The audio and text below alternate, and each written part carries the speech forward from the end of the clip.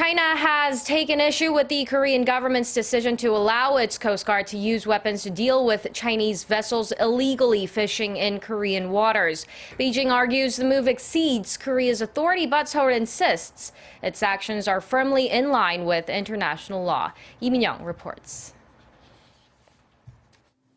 The Chinese government claims the Korean government is overstepping its authority regarding an incident last Friday off Korea's west coast, in which 2 Chinese fishing boats sunk a speedboat belonging to the Korean Coast Guard.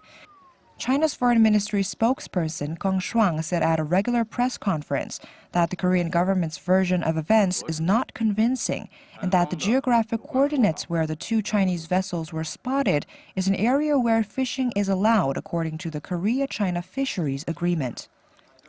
This follows an announcement by the Korean government on Tuesday that it would allow the use of weapons, such as onboard cannon and handguns, in response to increasing violence on the part of Chinese poachers. This is the toughest measure the South Korean government has ever taken to deal with Chinese illegal fishing. But China's foreign ministry spokesman warned that using weapons to arrest the fishermen would only set off wider disputes with China and urged the Korean government to refrain from abusing its power.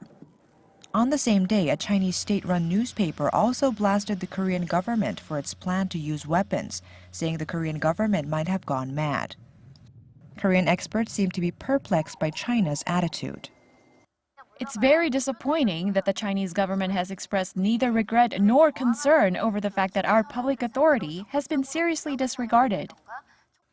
If our vessels did the same thing in Chinese waters, they would have shot them on the spot.